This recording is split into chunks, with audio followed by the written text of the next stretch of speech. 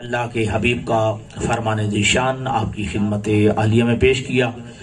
اللہ کے حبیب نے دو مقامات پر دو چیزوں کے اکٹھا رہنے کا ارشاد فرمایا ہے اور حکم دیا ہے کہ یہ دو چیزیں آپس میں لازم و ملزوم ہیں، دو چیزیں آپس میں اکٹھی ہیں، متصل ہیں، یہ کبھی دو چیزیں آپس سے جدا نہیں ہو سکتی۔ پہلی چیز کے متعلق فرمایا کہ الایمان والعمل توامان لا یفترقان، ایمان اور عمل صالح یہ دو چیزیں آپس میں متصل ہیں، ایک دوسرے کے ساتھ جڑی ہوئی ہیں۔ یہ دو چیزیں جو ہیں آپس میں جڑواں چیزیں ہیں، لا یفترقان، یہ کبھی ایک دوسرے سے جدا نہیں ہو سکتے۔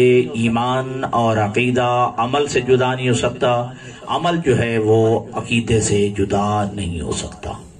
دو یہ چیزیں ارشاد فرمائیں کہ ایمان اور عمل یہ دونوں آپس میں جڑواں چیزیں ہیں جو ایک دوسرے سے جدا نہیں ہو سکتی۔ ایمان عمل سے جدا نہیں ہو سکتا اور عمل ایمان سے جدا نہیں ہو سکتا، یعنی عمل کے بغیر ایمان قبول نہیں ہے اور ایمان کے بغیر عمل قبول نہیں ہے، یہ دونوں آپس میں متصل ہیں، لا یفترقان، ایک دوسرے سے جدا نہیں ہو سکتی۔ اور دوسرا اللہ کے حبیب نے دو اور چیزوں کے متعلق بھی ارشاد فرمایا کہ یہ دو چیزیں کبھی آپس سے جدا نہیں ہو سکتی، کہ اللہ کے حبیب کا اس دنیا سے جانے کا آخری مرحلہ ہے، آخری وقت ہے، آپ کی آخری سانسیں ہیں۔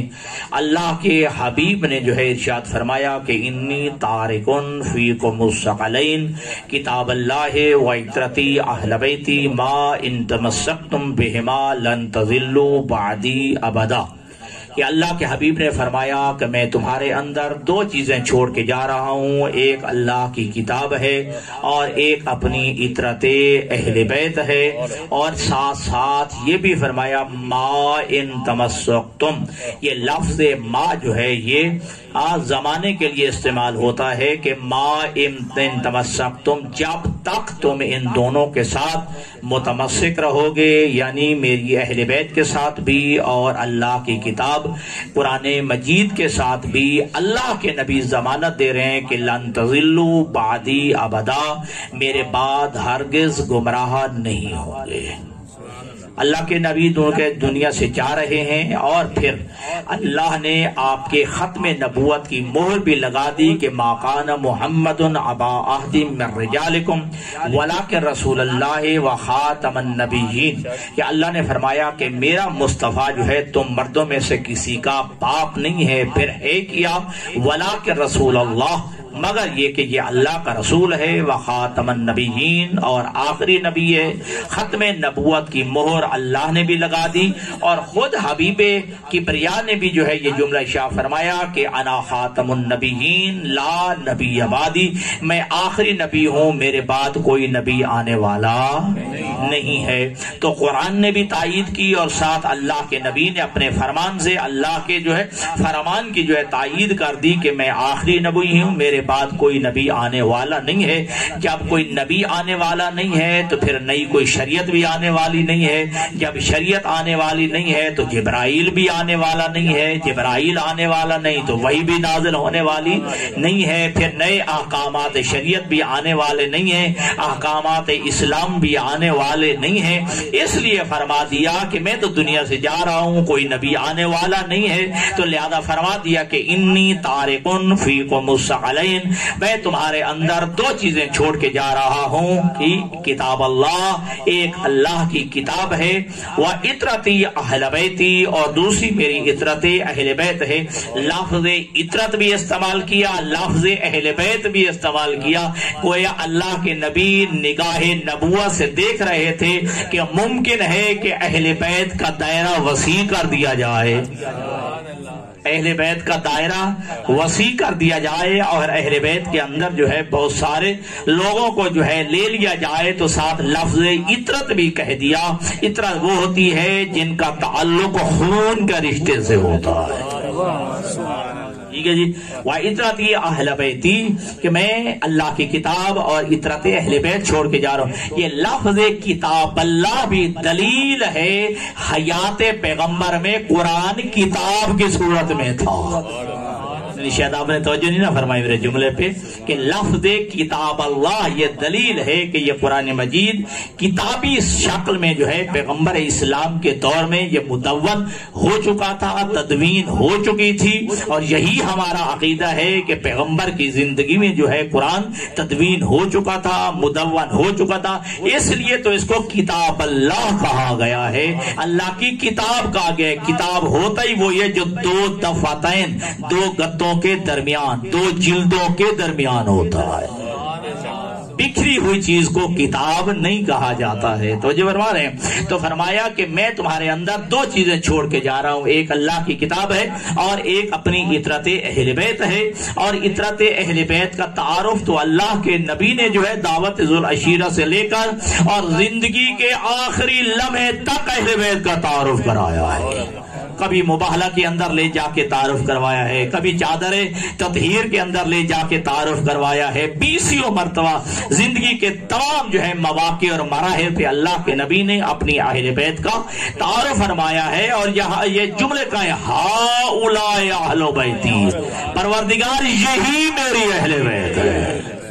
یہ لفظ ہؤلاء عربی میں اختصاص کے لیے ہوتا ہے، خاص کر دینے کے لیے ہوتا ہے کہ ہؤلاء اہل بیتی، پروردگار یہی میری اہل بیت ہے۔ تو لہذا اللہ کے نبی نے فرمایا تمہارے اندر دو چیزیں چھوڑ کے جا رہا ہوں، ایک اللہ کی کتاب ہے اور ایک میری اطرت اہل بیت ہے۔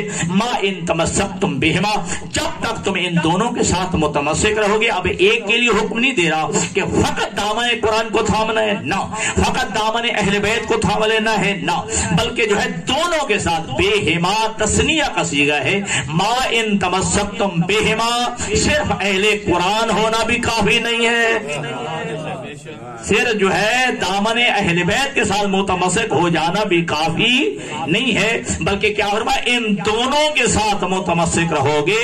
ایک ہاتھ میں قرآن ہو اور ایک ہاتھ میں میری جو ہے اہل بیت کا دامن ہو، تب میں کہہ رہا ہوں کہ لن تضلوا بعدی ابدا، میرے بعد ہرگز گمراہ نہیں ہوں گے۔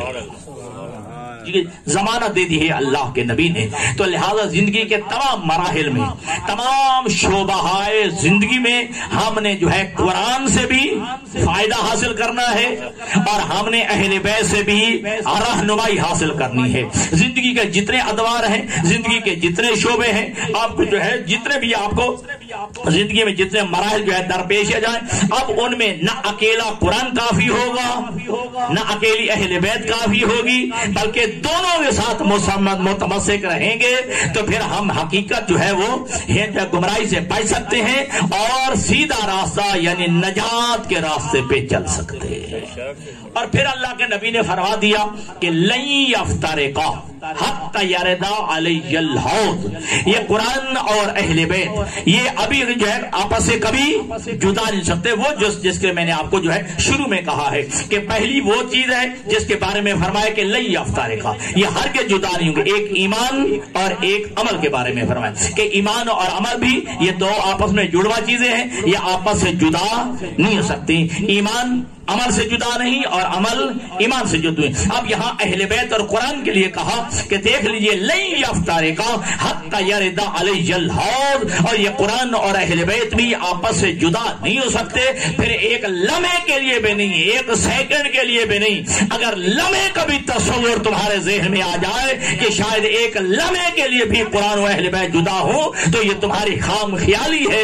اللہ کے نبی نے فرمایا لن یفترقا، لفظ لن جب استعمال ہوتا ہے جیسا کہ لن تنالوا البر، ہرگز ہرگز جو ہے تم نیکی کو پا ہی نہیں سکتے حتی تنفقوا مما تحبون، جب تک کہ وہ چیز اللہ کی راہ میں خرچ نہ کرو جو تمہیں سب سے زیادہ محبوب نہ ہو۔ تو لفظ لن جو ہے استعمال ہوتا ہے کہ لن یفترقا، ہرگز ہرگز کبھی بھی کسی زمانے میں بھی نہیں، کسی وقت میں بھی نہیں۔ توجہ فرما رہے ہیں، لن یفترقا یہ کبھی جو ہے آپس سے جدا نہیں ہو سکتے حتی یردا علی الحوض، یہاں تک کہ یہ دونوں حوض کوثر پر مجھے آ کے ملے۔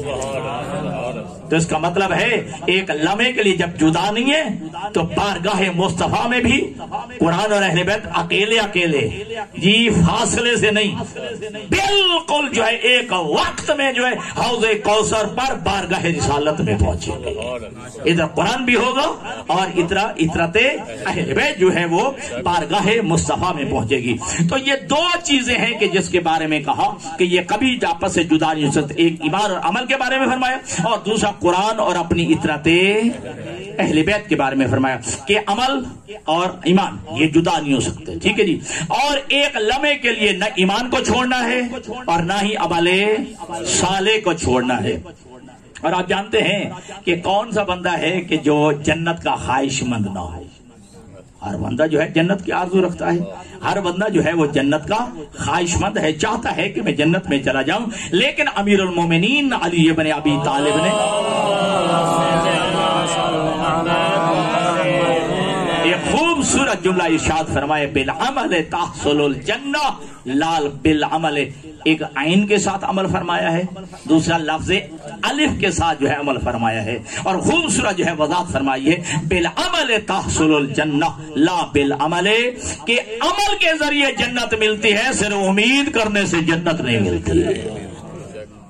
اگر جنت کے خواہش مند ہیں تو پھر یاد رکھیں بالعمل تحصل الجنہ لا بالعمل، کہ کبھی جو ہے صرف آرزو کرنے سے، صرف اکیلی امید کرنے سے جو ہے جنت نہیں ملتی، بلکہ عمل کرنے سے جو ہے جنت ملتی ہے۔ اور دوسرے مقام پہ یہ بھی اسی وزن کا جو ہے جملہ ہے، امیر کائنات ارشاد فرماتے ہیں کہ بالعمل یحصل الثواب لا بالکسل، ٹھیک ہے جی، کاف سین لام، ٹھیک۔ معصوم امیر کائنات ارشاد فرماتے ہیں کہ سستی اور کاہلی سے ثواب حاصل نہیں ہوتا، عمل کے ذریعے سے ثواب حاصل ہوتا ہے۔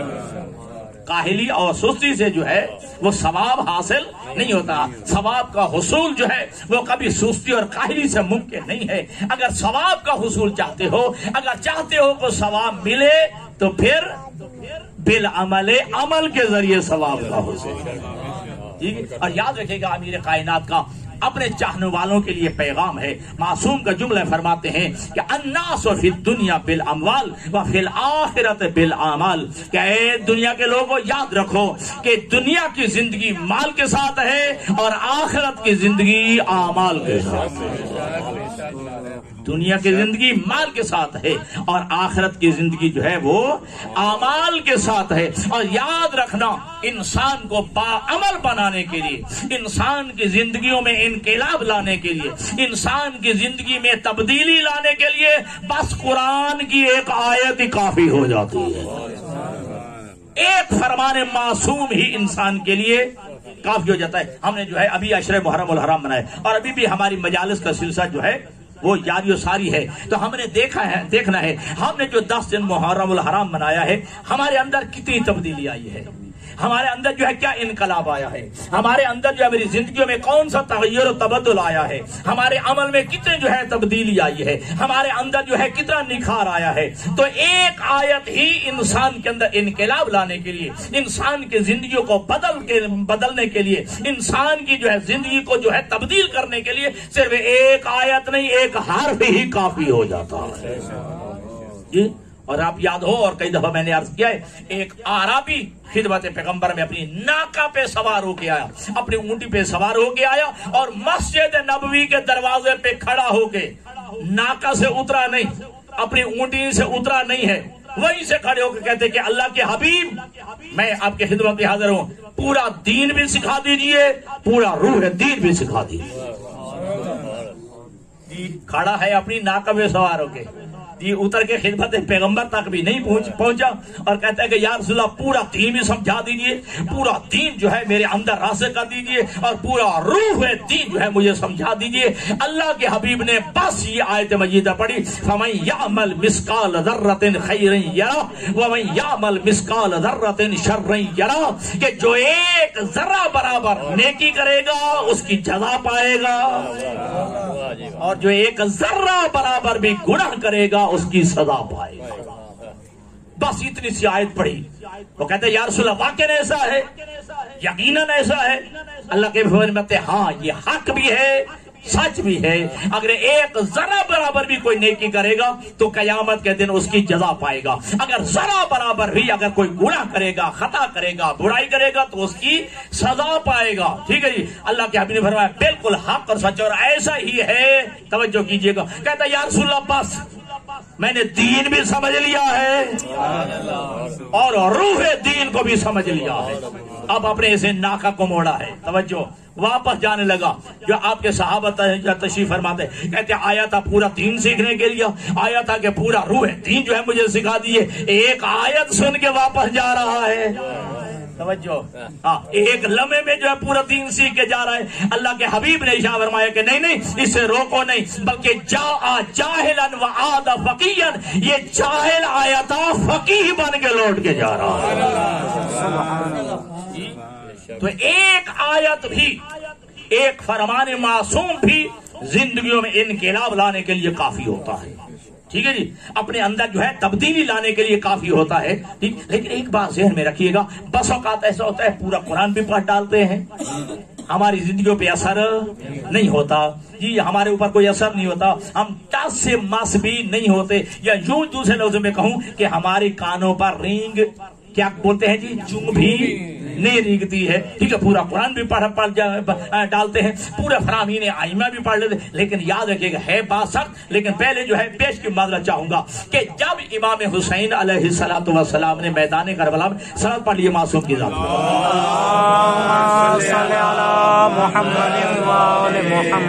اور یہ تو آپ کو یقیناً یاد ہے کہ 7 محرم سے لے کر امام حسین علیہ السلام نے سید الشہداء نے مختلف مواقع پر جو ہے آپ نے خطبات ارشاد فرمائے ہیں کہ جیسے پہلے 2 محرم کو جو ہے وہ اپنا جب ہور سے جو ہے ملاقات ہوئی ہے تو وہاں بھی خطبہ ارشاد فرمایا۔ ٹھیک ہے، اور اس کے بعد جو ہے پھر جو ہے راستے میں جو ہے اور لوگ ملتے گئے، آپ جو خطبات ارشاد فرماتے رہے۔ شب عاشور کو بھی آپ کے خطبات موجود ہیں، اور روز عاشور کو آپ نے 3 دفعہ جو ہے خطبہ ارشاد فرمایا ہے، حتیٰ کہ آخری مرتبہ تو اپنے نانا کی ناکہ پہ سوار ہو کے۔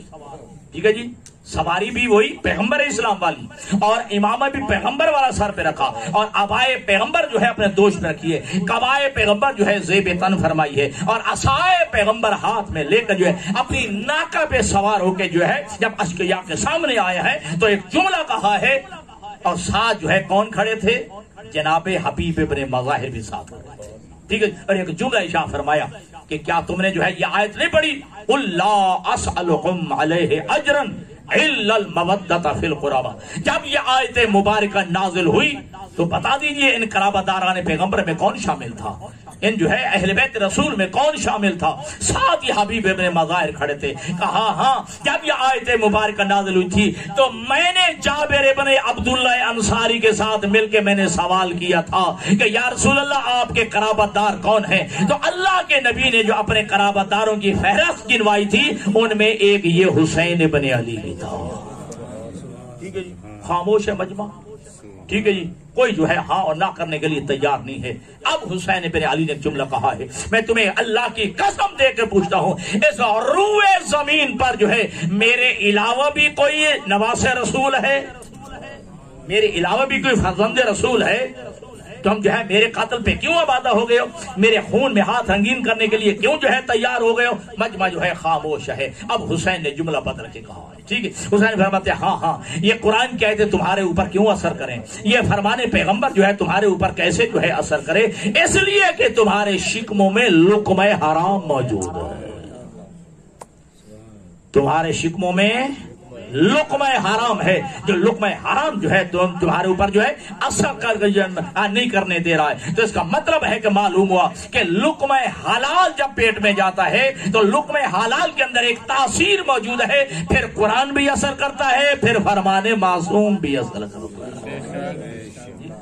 تو لہذا جو ہے اپنی زندگیوں میں تبدیلی لانے کے لیے، انقلاب لانے کے لیے 2 چیزوں کی ضرورت ہے، ایک ایمان کی بھی اعلیٰ منزل پہ انسان فائز ہو، اور دوسرا عمل کی بھی آخری منزل پہ انسان فائز ہو۔ اور یاد رکھنا دوستان گرامی، عمل، اچھا پھر یہ عبادت کا مفہوم جو ہے وہ آپ جانتے ہیں، اور پھر عبادت جو ہے وہ تو بارہ معصوم ہستیاں ہیں، آپ تو 2 وجہ سے عبادت کرتے ہیں، یا جنت کے لالچ میں یا پھر جہنم کے خوف سے۔ اور امیر کائنات فرماتے ہیں یہ جنت میں لالچ میں جو عبادت کرنا ہے یہ جو ہے لالچیوں کی سی عبادت ہے، ٹھیک ہے، اور جہنم کے خوف یہ غلاموں کی سی عبادت ہے۔ اور میرے قائدات نے فرمایا تھا، اور واحد جملہ ہی امیر قائدات کا ہے، علی فرماتے ہیں کہ پروردگار میں تیری عبادت اس لیے نہیں کرتا کہ مجھے تیری جنت کا لالچ ہے، اور میں اس لیے بھی تیری عبادت نہیں کرتا کہ مجھے تیری جہنم کا خوف ہے، پھر کرتا کیسے ہوں؟ بل وجدتک اہلا للعبادت فعبدتک، اے میرا معبود میں تیری عبادت اس لیے کرتا ہوں کہ میں نے تجھے لائق عبادت لائق عبادت۔ تو پھر پتہ چل گیا دوستو، صرف جنت کے حصول کے لیے بھی نہیں ہے، صرف جہنم کے خوف کے لیے بھی عبادت نہیں ہے، لیکن چونکہ ہم جو ہے لالچی ذہن رکھنے والے ہیں، ٹھیک ہے جی، خوف جو ہے، لیکن یہ تو ائمہ کی منزل ہے، فرماتے ہیں نہ جنت کے لالچ میں نہ جہنم کے خوف سے، اور عبادت اس لیے بھی کی جاتی ہے کہ وہ لائق عبادت ہے حضرت۔ اور آپ جانتے ہیں کہ اللہ کے حبیب کتنی عبادت کیا کرتے تھے؟ آپ کے پاؤں پہ ورم آ جایا کرتا تھا، آپ کی انگلیوں کے پوروں میں خون اترایا کرتا تھا، اتنی عبادت خدا کیا کرتے تھے۔ بالآخر خالق کے کائنات کو فرمانا پڑا کہ یا ایھا المزمل قم اللیل الا قلیلا نصفہ او انقص منہ قلیلا او زد علیہ ورتل القرآن ترتیلا۔ اے چادر کے لینے والے، اے جو ہے کملی اوڑھنے والے نبی، اس میں کوئی شک نہیں کہ میں لائق عبادت ہوں، لیکن عبادت کو کم کر دے، عبادت کو کام کر دے۔ یعنی یہ لفظ دلیل ہے کہ اللہ کے حبیب اپنی عبادت پروردگار تو کیا کرتے تھے نا، کہ اللہ فرما رہے کہ میرا حبیب عبادت کو کر دے۔ اور دوسرے مقام پہ قرآن مجید میں فرمایا کہ ما انزلنا علیک القرآن لتشقی، میرا حبیب ہم نے قرآن تیرے اوپر اس لیے نازل نہیں کیا کہ تو اپنے آپ کو مشقت میں ڈال دے۔ سننا جنا کہ ہم نے قرآن تیرے اوپر اس لیے نازل نہیں کیا کہ تو اپنے آپ کو مشقت میں ڈال دے، اپنے آپ کو جو ہے سختیوں میں ڈال دے۔ گویا اللہ کے نبی اتنی عبادت کیا کرتے ہیں کہ اللہ نے بھی فرمایا کہ میرا حبیب عبادت کو کم کر دے۔ اسی تناظر میں حضرت ام المومنین حضرت سیدہ عائشہ رضی اللہ تعالی عنہ ایک جملہ ارشاد فرماتی ہیں کہ یا رسول اللہ، آپ مالک جنت ہیں، آپ مالک روز جزا ہیں، آپ جو ہے شافع محشر ہیں، آپ جو ہے جنت کے مالک ہیں۔ یا رسول اللہ آپ اتنی عبادت کیوں کرتے ہیں؟ اپنے آپ کو جو ہے آپ عبادت خدا میں اتنا اپنے آپ کو کیوں تھکاتے ہیں؟ عبادت کم کر دیں، کیوں؟ آپ مالک جنت ہے، مالک روز جزا ہے، اور آپ جو ہے وہ شفاعت کرنے والے ہیں، آپ جو ہے ساقی کوثر ہیں، عبادت کو کم اتنی عبادت کیوں کرتے ہیں؟ اس وقت جملہ ارشاد فرمایا الا اکون عبدا شکورا، اے عائشہ کیا تم نہیں چاہتی ہو کہ میں اللہ کا شکر گزار ہوتا ہوں؟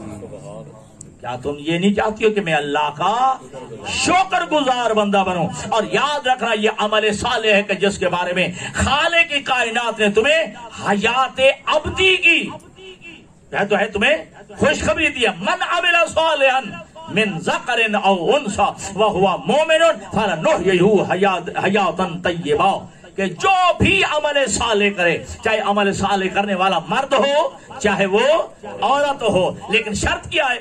فَهُوَ مُؤْمِنٌ، شرط یہ کہ ہو صاحب ایمان، ہو مومن، ٹھیک ہے۔ اب اس کا پتہ چل گیا نا کہ عمل کا بھی فائدہ صاحب ایمان کو ہونا ہے، عمل کا فائدہ صاحب ایمان کو ہونا ہے۔ من عمل صالحا، جو بھی عمل صالح بجایا ہے، من ذکر او انثى، چاہے وہ عمل کرنے والا مرد ہو چاہے وہ عورت ہو، لیکن شرط کیا ہے؟ فہو مومن، وہ صاحب ایمان ہونا چاہیے۔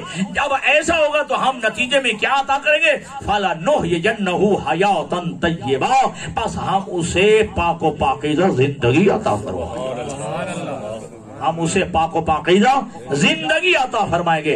جب یہ عمل کی معراج میں پہنچ جاتا ہے بندہ، پھر حیات طیبہ اس کی قسمت میں آتا ہے، پاک و پاکیزہ زندگی جو ہے اس انسان کو جو ہے مل جاتی ہے۔ تو یاد رکھیے گا تو، اور پھر جو حیات طیبہ مل جاتی ہے تو پھر تمہارا چھٹا معصوم جو ہے وہ شہدائے کربلا کی زیارت میں یہ فرماتا ہے کہ طابت الارض التی فیہا دفنتم، وہ زمین بھی پاک و پاکیزہ ہے جس میں تم دفن ہو گئے ہو، پھر وہ زمین بھی پاک و پاکیزہ کے جس کے اندر جو ہے تم دفن ہو گئے ہو۔ تو لہذا کہ جو عمل صالح کی معراج پہ پہنچ جاتا ہے یقیناً اسے حیات طیبہ مل جاتی ہے، یاد رکھنا اسے حیات طیبہ مل جاتی ہے۔ اور یہ جو ہم جو ہے عمل صالح بجا لاتے ہیں، حدیث قدسی میں ایک جملہ ہے کہ ہم مارے مارے پھرتے ہیں، کبھی اس کے دروازے پہ، کبھی اس کے دروازے پہ، کبھی اس کے دروازے پہ. اور حدیث قدسی میں خالق فرمایا انی وضعت الرفعۃ والدرجۃ فی قیام اللیل والناس یطلبونها ولا یجدونها ابدا. اللہ عزیز خوشی میں فرماتا ہے کہ میں نے عزت کو، میں نے رفعت کو، میں نے بلندی کو میں نے نماز شب میں رکھا ہے. انی وضعت الرفعۃ والدرجۃ فی قیام اللیل، یہ میں نے جو ہے عزت کو، بلندی کو، میں نے جو ہے رفعت کو جو ہے قیام اللیل میں رکھا ہے، نماز شب میں رکھا ہے، نماز تہجد میں رکھا ہے. لیکن اللہ نے اگلا جملہ فرمایا ہے کہ لوگ کہاں تلاش کرتے ہیں؟ یطلبونها علی ابواب السلاطین، لوگ اس عزت کو، بلندی کو بادشاہوں کے دروازوں میں تلاش کرتے ہیں. لیکن لا یجدونہا ابدا، لیکن بادشاہوں کے دروازوں میں عزت نہیں ہے، بادشاہوں کے درباروں میں جو ہے عزت نہیں ہے، میری دربار میں جھکنے میں عزت و احترام. اگر درجہ چاہتے ہو اور پھر خالق کی کائنات ہے. حدیث قدسی میں ارشاد فرمایا کہ میں نے چند چیزوں کو چند چیزوں میں رکھا ہے، میں نے چند چیزوں کو چند چیزوں میں رکھا ہے. اللہ شاہ فرماتا ہے حدیث قدسی میں نے اپنے اولیاء کو اپنے بندوں میں چھپا کے رکھا ہے، میں نے اپنی اولیاء کو اپنے بندوں میں رکھا ہے. لہذا کسی چھوٹے سے چھوٹے بندے کو بھی حقیر نہ سمجھنا، ممکن ہے کہ وہی میرا ولی ہو. میں نے اپنے اولیاء کو اپنے بندوں میں رکھا ہے، انہی لوگوں کے اندر رکھا ہے. لہذا کسی بندے کو بھی حقیر نہ سمجھنا، ممکن ہے وہی جو ہے ولی خدا ہو. پھر فرمایا کہ میں نے اپنے غضب کو اپنی نافرمانی میں رکھا ہے، لہذا چھوٹے سے گناہ کو بھی چھوٹا نہ سمجھنا، ممکن ہے کہ اسی گناہ میں میرا غضب موجود ہو. میں نے جو ہے اپنے غضب کو اپنی نافرمانی میں رکھا ہے، لہذا چھوٹے سے چھوٹے گناہ کو بھی چھوٹا کبھی نہ سمجھنا، ممکن ہے اسی گناہ میں جو ہے میرا غضب موجود ہو، اسی میں میری ناراضگی موجود ہو. پھر فرمائے کہ میں نے اپنے رضا کو اپنی اطاعت میں رکھا ہے. جملہ سنا کہ میں نے اپنی جو ہے رضا کو اپنی اطاعت میں رکھا ہے، لہذا کسی چھوٹی سی نیکی کو بھی چھوٹی نہ سمجھنا، ممکن ہے اسی نیکی میں میری رضا کو جیتا ہو.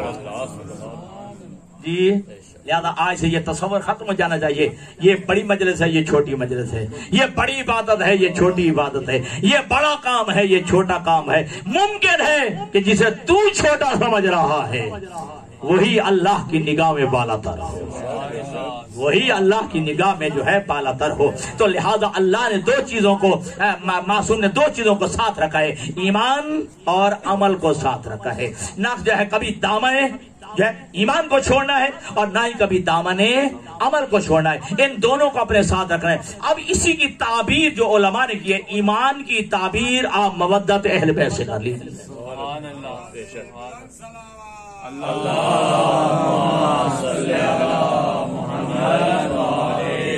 اسی ایمان کی تعبیر کو آپ محبت اہل بیت سے کر لیجئے، اور محبت اہل بیت کا تو اس اللہ نے تقاضا کیا ہے، اس اللہ نے تم سے محبت اہل بیت کو مانگا ہے، اور وہ بھی محبت اہل بیت کو بطور دین کی قیمت، بطور جو ہے تبلیغ رسالت کی اجرت، اور تم سے تقاضا کیا ہے. اور آپ جانتے ہیں کہ قل لا اسألکم، یہ پوری جو ہے تفصیل ہے، اور کئی دفعہ جو ہے آپ کے سامنے جو علماء بیان کر چکے ہیں اس آیت کے ضمن میں کہ قل لا اسألکم علیہ اجرا الا المودۃ فی القربى. اللہ خود فرما رہے کہ میرا حبیب فرما دیجئے میں تبلیغ رسالت کی کوئی اجرت نہیں مانگتا، دین کی کوئی قیمت نہیں مانگتا. ہاں اگر دین کی قیمت ہے تو میرے قرابت داران کی جو محبت و مودت ہے، محبت و مودت ہے. اب یہاں پہ ایک سوال ہوتا ہے کہ آپ قرآن مجید پڑھیے، مطالعہ کیجئے، جب بھی کسی نبی سے کہا گیا کہ ہم آپ کو تبلیغ رسالت کی اجرت دینا چاہتے ہیں، ہر نبی نے یہی کہا ان اجریہ الا علی اللہ، میں تم سے کوئی اجر نہیں مانگتا، میرا اجر اللہ کے ذمہ. بات سمجھ رہے، میرا سوال سمجھ رہے. قرآن مجید پڑھے تو جب بھی انبیاء سے تقاضا کیا گیا کہ ہم آپ کو دین کی اجرت دینا چاہتے ہیں، تبلیغ کی اجرت دینا چاہتے ہیں، تو ہر نبی نے کہا ان اجریہ الا علی اللہ، کیونکہ میں اللہ کا نمائندہ ہوں، میں اللہ کا نمائندہ ہوں، تو لہذا مبلغ جب میں اللہ کا ہوں تو پھر اجرت میں تم سے کیوں مانگوں، پھر اجرت بھی میں اللہ سے مانگوں گا. کہا این اجر یا الا علی اللہ کہ میرا اجر جو ہے وہ تو اللہ کے ذمہ ہے. ٹھیک ہے. اب یہاں پہ سوال ہوتا ہے کہ جب باقی انبیاء سے کہا جا رہا ہے کہ اجرت لے لو, ٹھیک ہے جی, تبلیغ رسالت کی قیمت لے لو, تو ہر نبی کہہ رہا ہے کہ میرا اجر میری اجرت اللہ کے ذمہ ہے. اور حقیقت بھی یہی ہے کہ وہ کام جو بے لوث ہو, جس میں لالچ نہ ہو, طمع نہ ہو, جس کی کوئی قیمت نہ لی جائے, وہ کام افضل ہوتا ہے. وہ کام افضل ہوتا ہے بنسبت اس کے جس کی اجرت لے لی جائے, جس میں جو ہے خدا نہ خدا لالچ اور طمع شامل ہو جائے. لیکن جب باقی نبیوں کی بات ہو رہی ہے تو ہر نبی کہتا ہے کہ ان اجر یا الا اللہ, میرا اجر جو ہے وہ اللہ کے ذمہ ہے. توجہ. لیکن جب میرے نبی کا مرحلہ آتا ہے, جب میرے نبی کی باری آتی ہے, تو جب میرے نبی سے کہا گیا تو فوراً جو ہے وہ اللہ کی طرف سے جو آیت آ گئی کہ قل لا اسالکم علیہ اجرا الا المودۃ فی القربى. تو اللہ کے نبی نے جو ہے بقول فرمان خدا جو ہے اجرت مانگ لی. تو اب کون سا کام افضل ہوا جس میں اجرت لے لی جائے؟ سوال میرے ذہن میں آ رہا ہے نا, میری بات سمجھ آ رہی ہے؟ پھر وہ کام افضل ہونا چاہیے جس پہ اجرت نہیں لی گئی, جو بے لوث کام کیا گیا, پھر وہ افضل ہونا چاہیے, یا وہ کام کے جس پہ اجرت لے لی گئی ہے, جس کی قیمت لے لی گئی ہے, توجہ, جس کی مزدوری لے لی گئی ہے. تو یہ سوال پیدا ہوتا ہے کہ باقی انبیاء سے جب کہا گیا تو انہوں نے کہا این اجر یا الا علی اللہ کہ میرا اجر اللہ کے ذمہ ہے. جب پیغمبر سے کہا گیا تو پھر پیغمبر نے جو ہے اپنی اہل بیت کی جو ہے مودت مانگ لی ہے, یعنی اجرت مانگ لی ہے. تو پھر وہ کام افضل ہونا چاہیے نہ کہ یہ کام. بات کی سمجھ آ گئی ہے جی؟ سوال سمجھ آ گیا ہے؟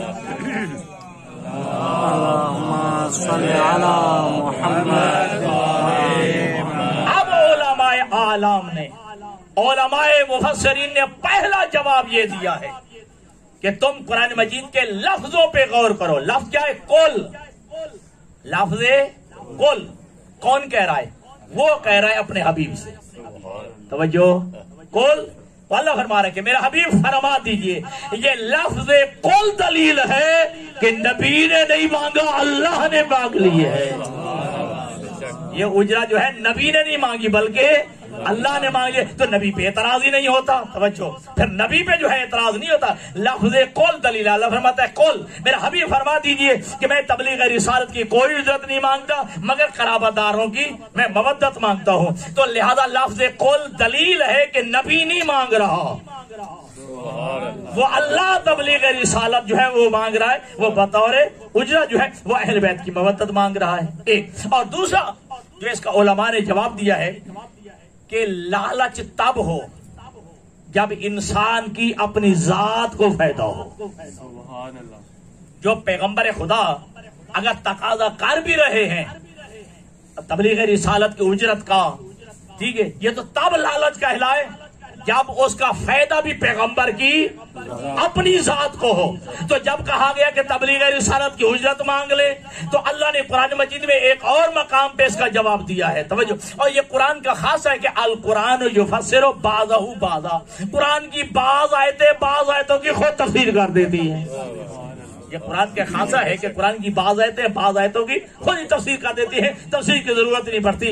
تو جب کہا گیا کہ قل لا اسألکم علیہ اجرا الا المودۃ فی القربى, میں تم سے تبلیغ رسالت کی کوئی اجرت نہیں مانگتا سوائے اس کے کہ میرے قرابت دار جو ہیں ان کی محبت اور مودت دلوں میں رکھو. تو ساتھ ہی ایک آیت میں اللہ کے حبیب نے ما سألتکم من اجر فہو لکم, جو میں نے تم سے اجرت کا سوال کیا ہے اس کا فائدہ بھی تمہاری ذات کو ہے, میری ذات کو نہیں ہے. اگر تم دل میں محبت اہل بیت رکھو گے, مودت اہل بیت رکھو گے, تو پھر اس کا فائدہ بھی تمہاری ذات کو ہے, میری ذات کو فائدہ نہیں. ما سألتکم من اجر فہو لکم, جو میں نے تم سے سوال کیا ہے, میں نے تم سے جو اجرت مانگی ہے, اس کا فائدہ بھی تمہیں ہی ہونے والا ہے. اور یہی وجہ کہ اللہ کے نبی نے فرمایا حبی و حب اہل بیتی نافع فی سبعۃ مواطن احوالہن عظیمہ. اللہ کے حبیب نے فرمایا میری اور میری اہل بیت کی محبت انسان کے 7 مقامات پر فائدہ پہنچائے. میری اور میرے اہل بیت کی محبت انسان کو 7 مقامات پر فائدہ میں، اور مقامات بھی کیسے ہوں گے؟ نبی خود فرماتے ہیں احوالہن عظیمہ، اور وہ بہت بڑے ہولناک مقامات وحشت ناک مقام ہوں گے، جہاں کوئی بھی نہیں ہوگا وہاں میری اور میرے اہل بیت کی محبت تمہارے کام ہے، میری اور میرے اہل بیت کی محبت جو ہے تمہارے کام آئے گی۔ پہلا فرمایا عند الموت، پہلا مقام جہاں میری اور میرے اہل بیت کی محبت جو ہے فائدہ پہنچائے گی جی، جب والدین بھی چھوڑ جاتے ہیں، اولاد بھی چھوڑ جاتی ہے، ٹھیک ہے جی، بہنیں اور بھائی بھی چھوڑ جاتے ہیں، پورے رشتہ دار چھوڑ جاتے ہیں، اکیلا رہ جاتا ہے، اللہ کے حبیب فرماتے ہیں اس وقت میری اور میرے اہل بیت کی محبت انسان کو فائدہ دے گی۔ عند الموت، موت کے وقت جو ہے، اور آپ کو پتا ہے کہ موت کا مرحلہ کتنا سخت ہے؟ 1 سیکنڈ کی دیر لگتی ہے انسان کو بے ایمان ہوتے ہوئے۔ آپ کہیں گے یہ کیسے؟ ان اور آپ کے توضیح مسائل پڑھیں، توحفۃ الانوار پڑھیں، آپ جو ہے کتب پڑھیں، اس میں لکھا ہوا ہے کہ جب انسان کے حالت احتضار کا وقت ہو جائے، جان کنی کا عالم ہو، تو اسے بار بار پانی پلانا چاہیے، بار بار پانی پلانا چاہیے، اس وقت اس کو بہت زیادہ پیاس لگتی ہے، اور شیطان بدبخت جو ہے یہ ہر وقت اس طاق میں رہتا ہے کسی طرح میں اسے گمراہ کر کے ماروں، میں کسی طرح اسے جو ہے بے دین کر کے ماروں، اور وہ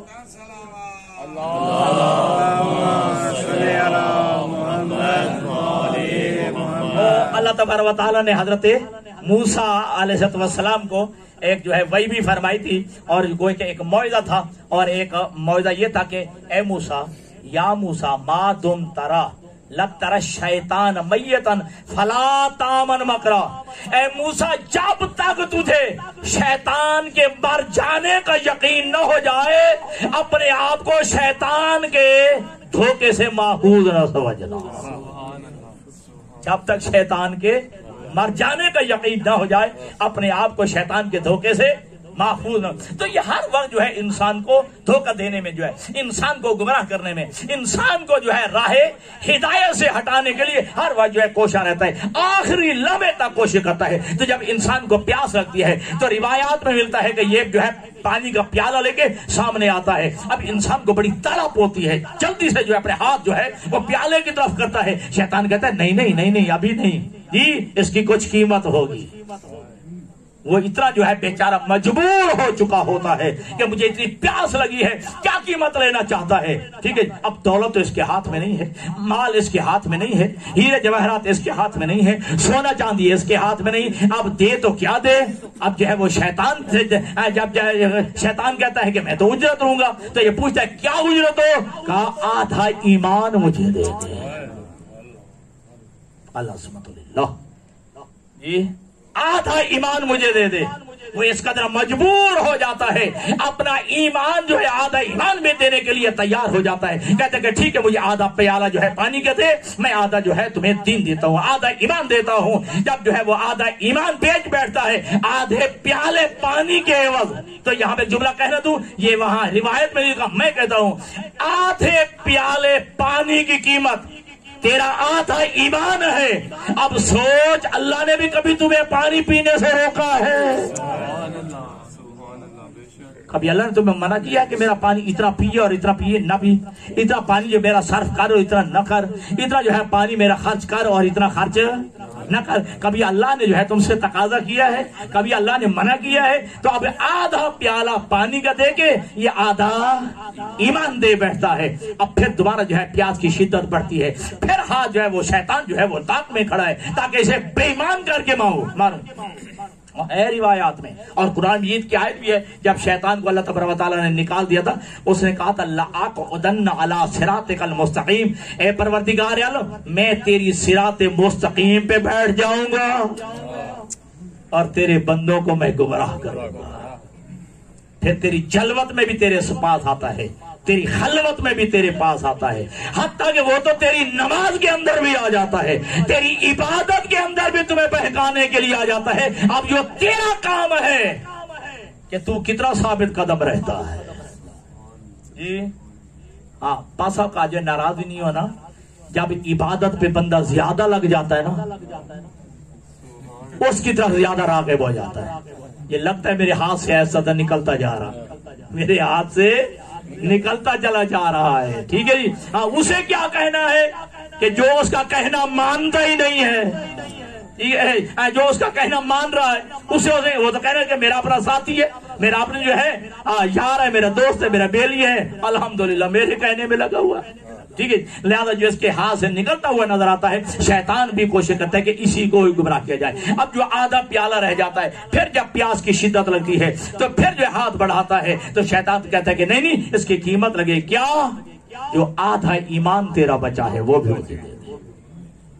وہ آدھا ایمان جو ہے وہ بھی دے بیٹھتا ہے, اس آدھے جو باقی بچا اس پیالے کے. پورا بے ایمان جب ہو جاتا ہے, جب جو ہے دین سے خارج ہو جاتا ہے, ایمان سے خارج ہو جاتا ہے, پھر ایک لمحہ آتا ہے کہ وہیں پہ اس کے روح قبض ہو جاتا ہے.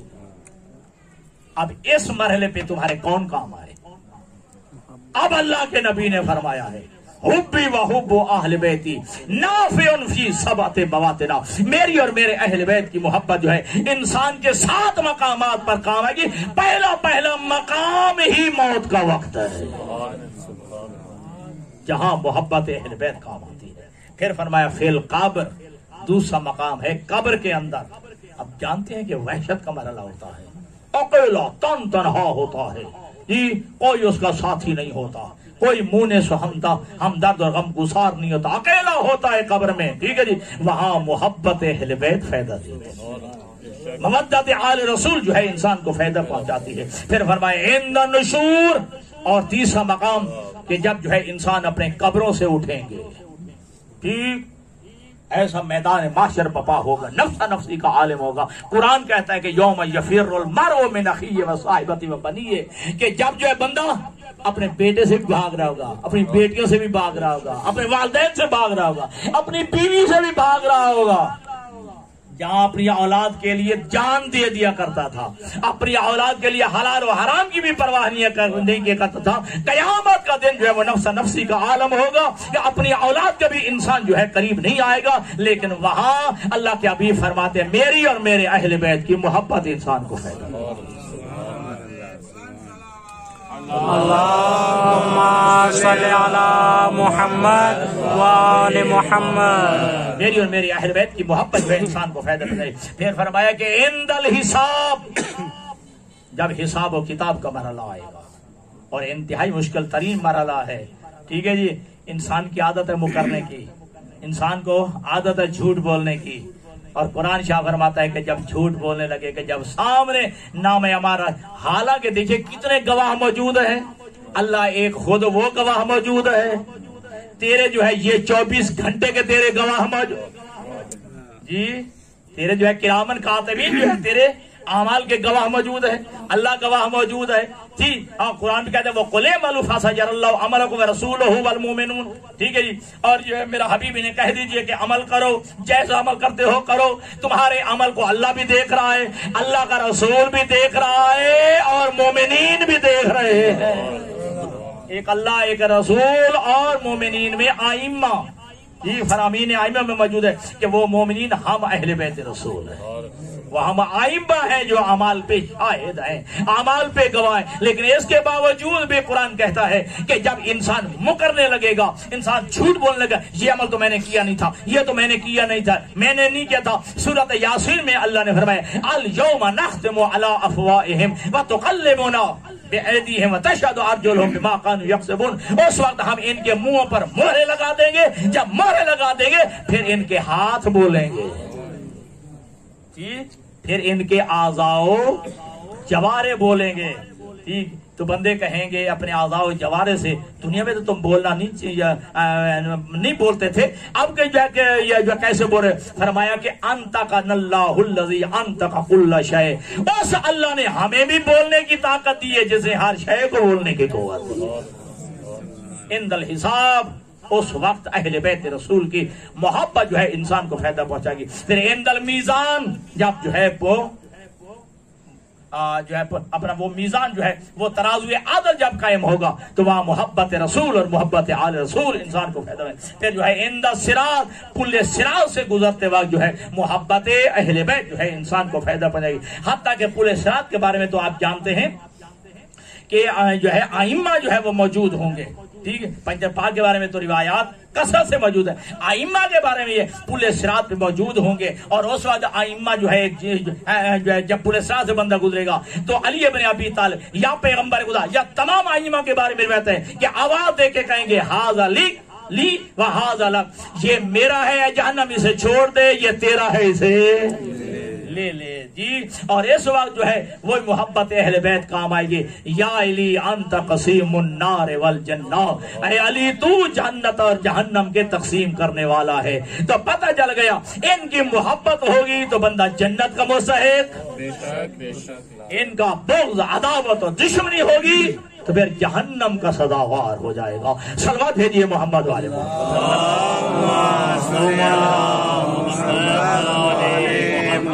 دوستوں. میں نے آپ کا کافی وقت لیا کہ ایمان اور عمل صالح ایک لمحے کے لیے بھی ان سے غافل نہیں ہونا ہے. اپنی زندگیوں میں انقلاب رہیے. یہ جو ہے مجالے جو ہے یا مجھے معلوم ہے کہ نہ میں اس نظریے سے پڑھا ہے کہ جو ہے داد ملے گی، واہ واہ ہوگی، نعرے اور سلوات ہوں گے، نہ اس نظریے سے میں نے پڑھا ہے. اس نظریے سے پڑھا ہے تاکہ اپنے کچھ چیزیں جو ہے جو موعظہ حسنہ کے حوالے سے ہوں وہ آپ کے دلوں تک اور آپ کے اذہان تک جو ہے منتقل کر سکوں. اور یہ موعظہ حسنہ ضروری ہے. امیر المومنین نے اپنے بیٹے حسن مجتبیٰ سے فرمایا تھا یا بنیا احیی قلبک بالحکمت والموعظۃ الحسنہ، اے بیٹا حسن مجتبیٰ اپنے دل کو جو ہے موعظہ حسنہ اور حکمت کی باتوں سے اپنے دل کو جو ہے زندہ رکھو. اپنے دلوں کو زندہ رکھنا ہے، اپنے روحوں کو زندہ رکھنا ہے تو پھر موعظہ حسنہ سنیے گا جی. اپنے دلوں کو جو زندہ رکھنا ہے اور تو حکمت کی باتیں سنیے گا. اور ائمہ کے جو باب حدیث کی کتابیں انہیں ایک پورا باب موجود ہے، باب موعظہ. ائمہ جو ہے وہ بھی موعظہ فرمایا کرتے تھے. ٹھیک ہے جی. اور آپ حدیث قدسی پڑھیے تو اللہ تبارک و تعالیٰ کی طرف سے ہزاروں موعظہ ہیں کہ جو اپنے ائمہ پر جو ہے اپنا جو ہے انبیاء پر جو ہے اتارے گئے ہیں اللہ کی طرف سے موعظہ. حضرت موسیٰ علیہ السلام کے موعظے بڑے مشہور ہیں. ایک موعظہ چلو اگر آپ کا دل ہو تو تھوڑا سا سنا دو جی. چلو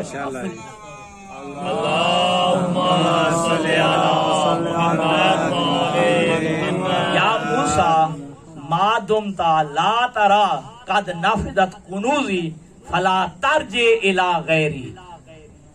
اے موسیٰ جب تک تمہیں میرے خزانوں کے ختم ہو جانے کا یقین نہ ہو جائے میرے غیر کے دروازے پہ نہ جانا.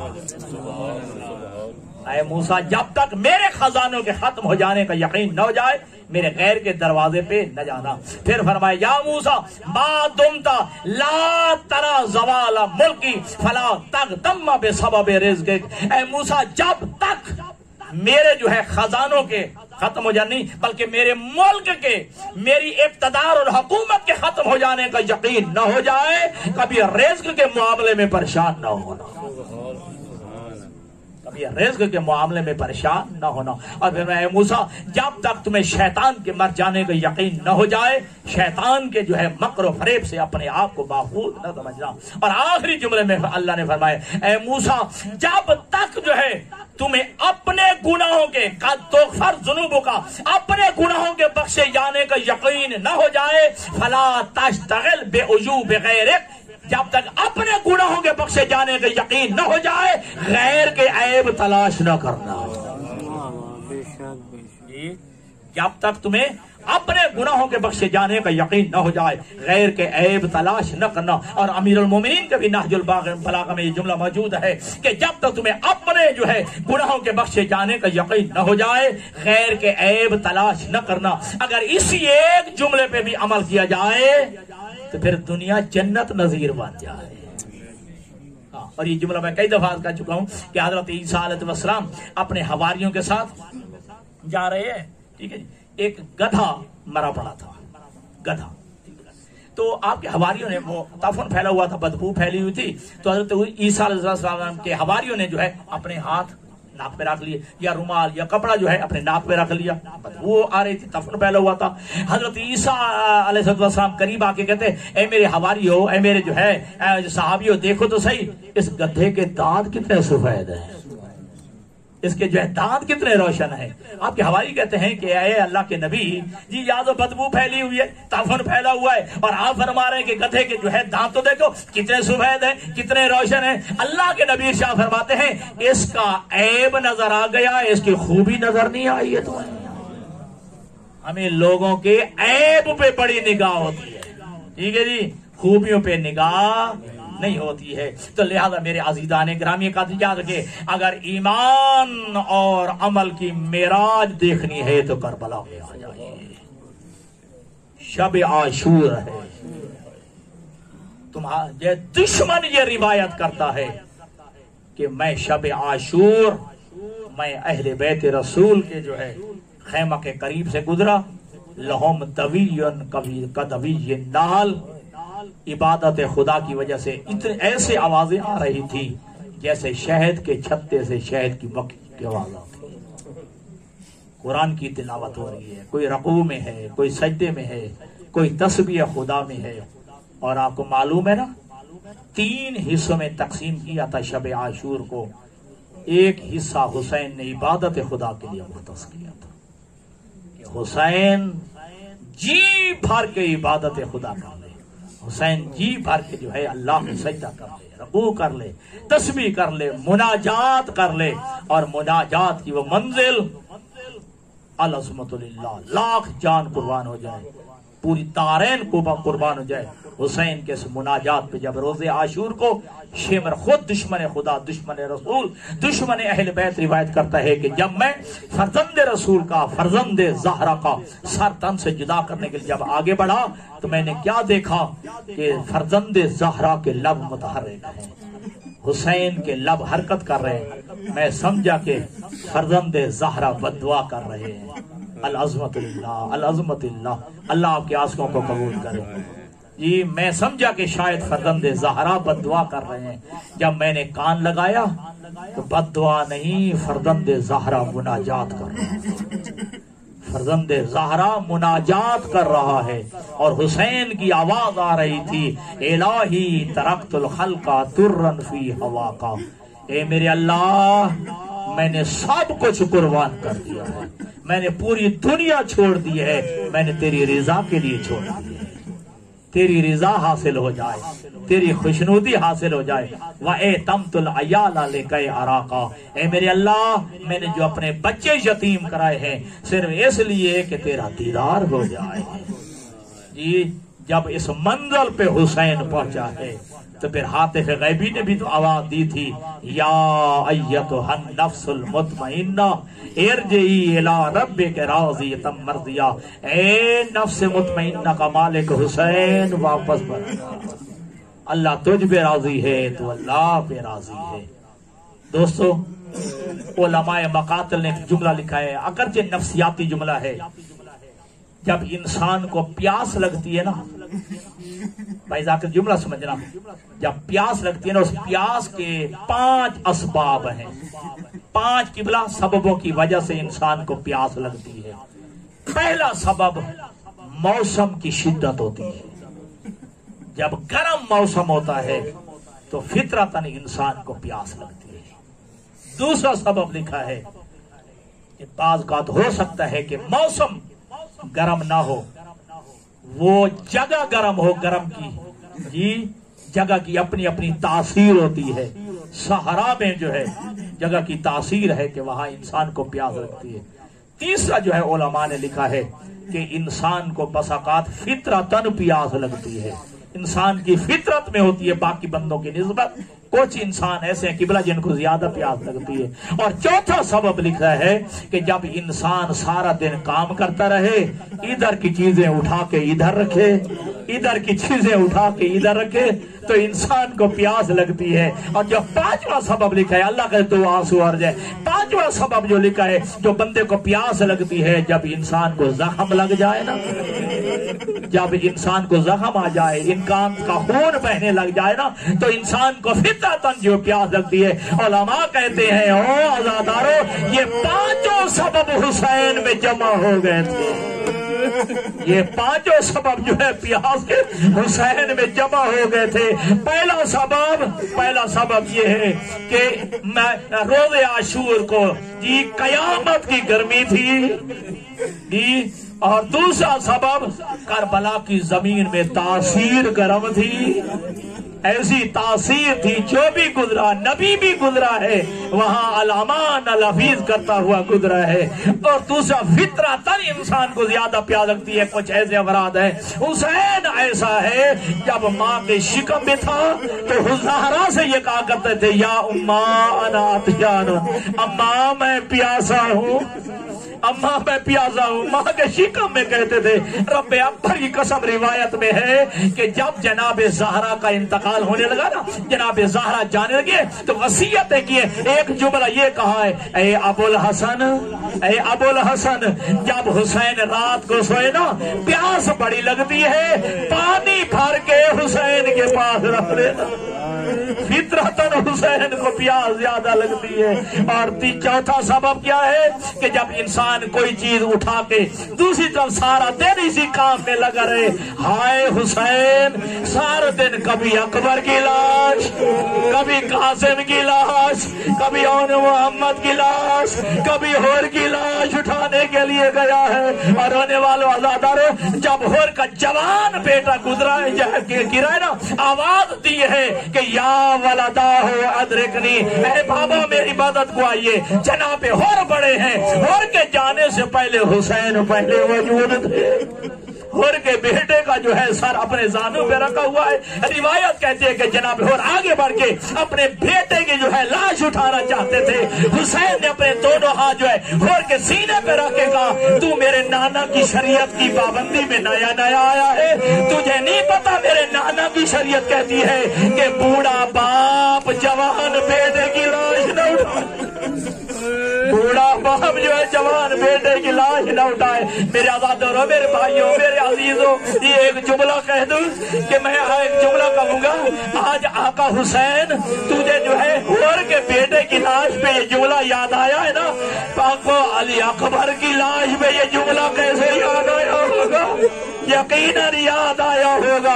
اور یہی وجہ ہے کہ جب اکبر کی لاش بوڑھا باپ نہیں اٹھا سکا نا، خیمہ کی طرف منہ کر کے ایک جملہ کہا ہے، اور جو بچ گئے ہو بچوں آؤ، مجھے اکبر کی لاش نہیں اٹھائی، اکبر کی لاش نہیں اٹھائی جا رہی۔ کتنا مظلوم ہو گیا تھا حسین۔ دو شہید ایسے ہیں جن کی لاش پہ حسین نے ایک جملہ کہا ہے، ایک عباس کی لاش پہ جملہ کہا، ایک جملہ کہا تھا قلت ہیلتی ان کثرت، جی اے عباس میری کمر ٹوٹ گئی ہے، میرے سارے سہارے ختم ہو گئے۔ اور دوسرا جملہ جو ہے جناب علی اکبر کی لاش پہ پہنچ پہ کہا تھا، الا دنیا بعد الافا، اے میرا بیٹا اکبر، اب میری آنکھوں کے سامنے دنیا اندھیر ہو گئی ہے، اب میری آنکھوں کا نور چلا گیا ہے۔ سارا دن لاشیں اٹھانے والا حسین، لہذا یقیناً حسین کو پیاس لگی ہوگی۔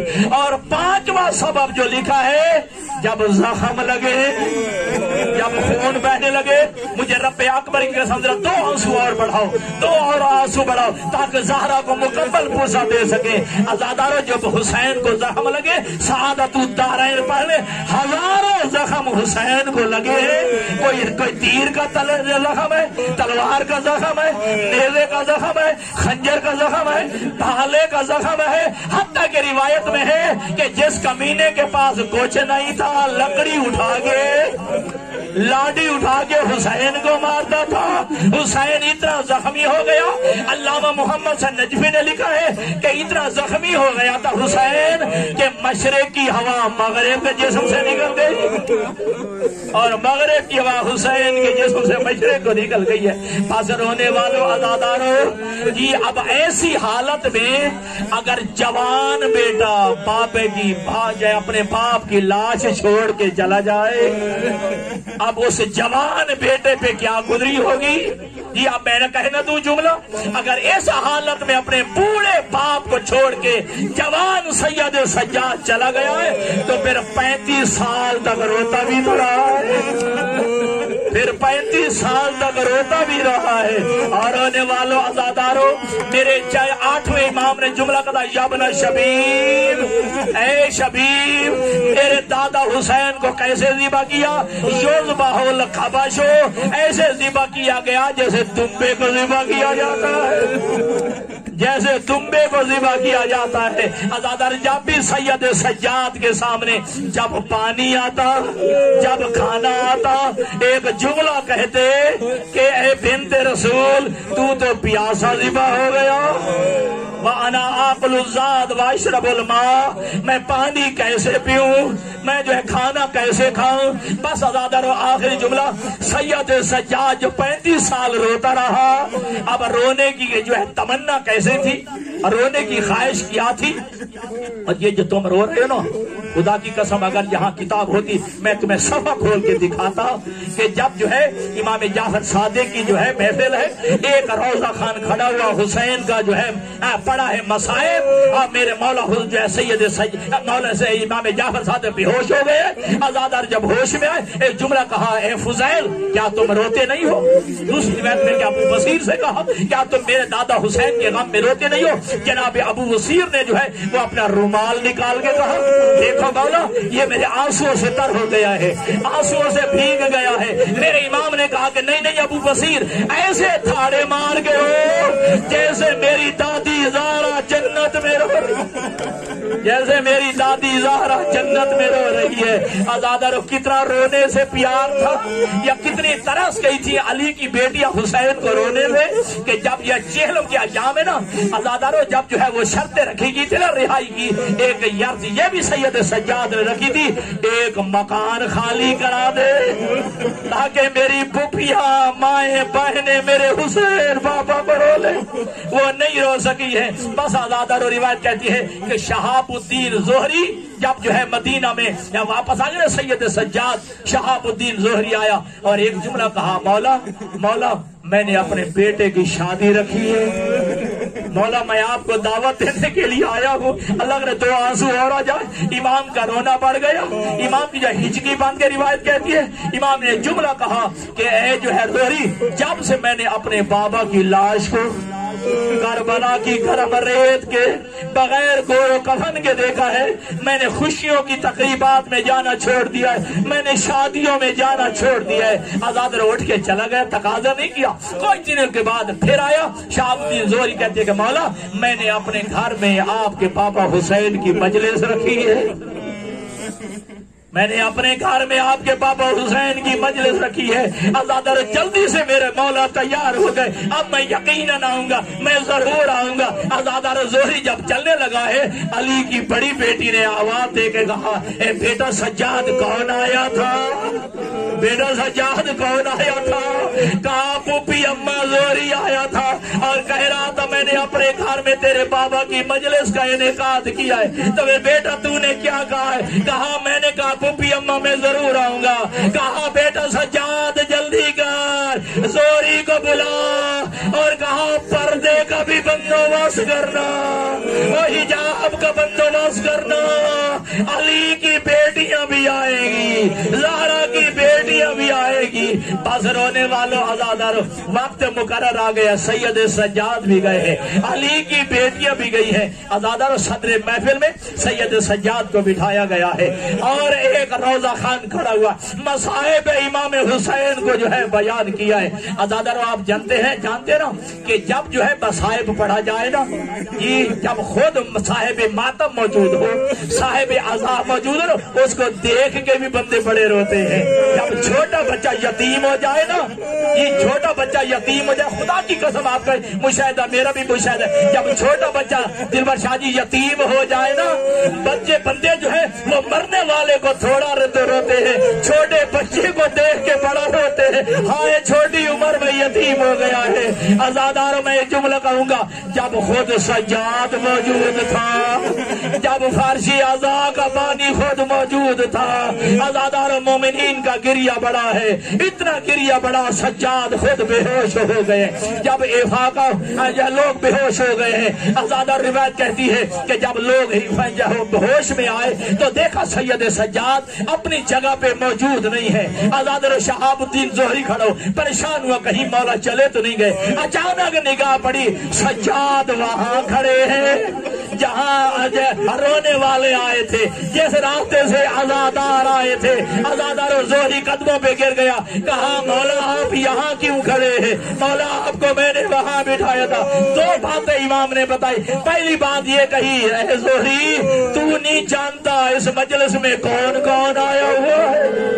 اس مجلس میں میری دادی زہرا بھی آئی ہوئی ہے اور روح پیغمبر بھی آئی ہوئی ہے، اس لیے میں احترام زہرا میں یہاں آیا۔ اور دوسرا جملہ کہا، اے زہری تجھے نہیں معلوم میرے پاپا پہ رونے والوں کا مقام کیا ہے، ان کا جو ہے اجر کیا ہے۔ جب یہ ہے میرے بابا حسین پہ رونے والے جب اس راستے سے واپس جائیں گے، میں ہر ایک کا شکریہ ادا کروں گا، میں ہر ایک کا شکریہ ادا کروں گا۔ رونے والوں عزاداروں، حسین نے یہ شہادت دے کے اور پھر عزاداری کو سید سجاد نے منا کے ہمیں بتا دیا ہے مقصد حسین وہ شہادت حسین تھی، اور مقصد حسین کے بعد اور شہادت حسین کو آگے بڑھانے کے لیے جو کردار سید سجاد تھا وہ بھی اپنانے کی ضرورت ہے۔ وآخر دعوانا الحمدللہ رب العالمین۔